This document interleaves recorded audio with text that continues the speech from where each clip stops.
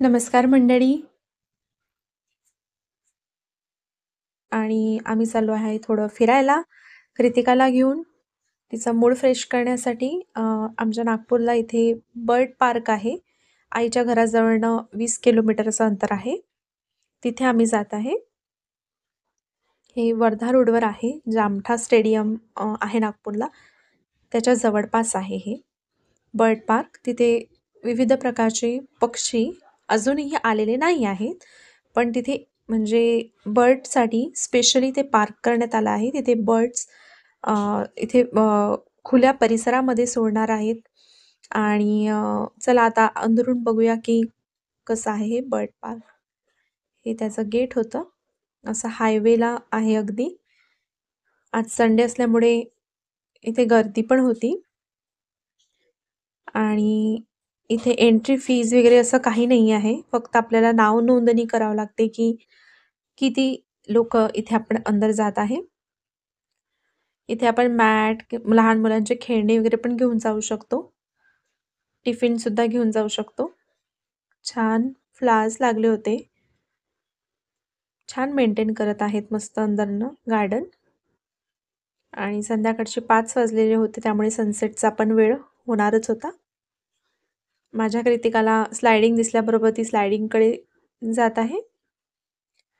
छान फुलं वगैरे लागले होते आणि इथून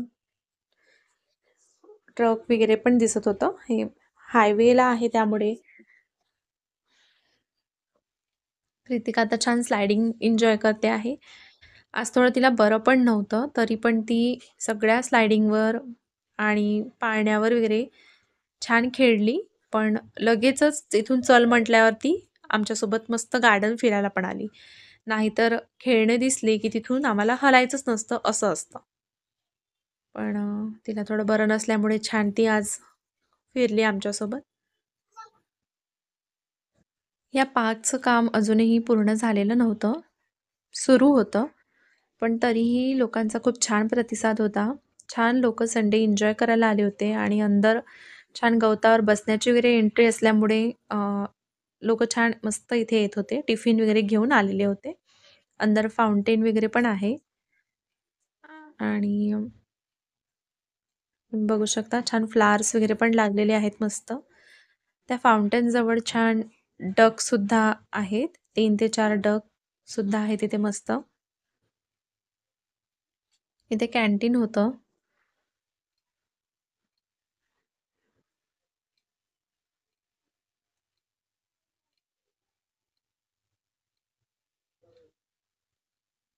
इथे बघू शकता, तुम्हाला डक दिसत असेल.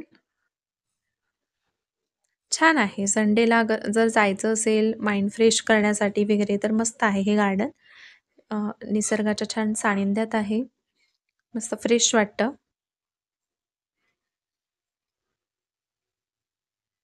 आणि इथे झाडं लावले आहे. जे फळं म्हणजे पक्षी खाऊ शकतील अशीच इथे झाडं लावली आहे. ज्यांना फळ येतं. अ, आता ते जस्ट प्लांटिंग झालेलं आहे. आणि ते झाडं जेव्हा मोठे होईल तेव्हा इथे पक्षी आणणार आहेत ते. आणि छान खुल्या परिसरामध्ये हे सगळे पक्षी राहणार आहे. विविध प्रकारचे पक्षी इथे राहणार आहेत. त्यामुळे इथे नाव बर्ड पार्क असं देण्यात आलं आहे. Oxygen bird park. इथे बघू शकता फाउंटन आहे गुलमोहर, आणि आवळा डक पण. अशी झाडं आहेत. इथे आबा आणि कृतिका छान बसले आहेत.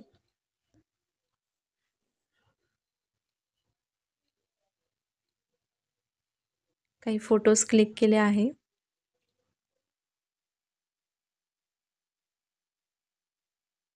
छान कृतिकाने इथे रनिंग केलं. आम्ही पकडापकडी खेळली मस्त. आणि लहान मुलांनी बॉल वगैरे आणले होते, त्यांच्यासोबत पण छान ती खेळली.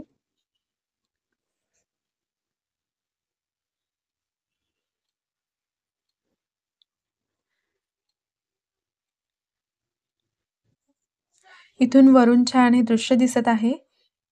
आणि या भागाला त्यांचं ट्री प्लांटिंगचं काम सुरू होतं.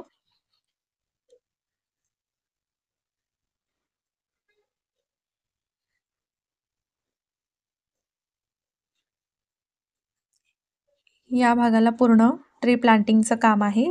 तिथे काही झाडं लावले आहेत, काही लावायची आहेत. आणि प्रत्येक झाड हे फळ झाड असणार आहे, म्हणजे त्या बर्डला ते खाण्यासाठी योग्य राहील असं, आणि ते बर्ड त्या परिसराच्या बाहेर जाऊ शकणार नाही.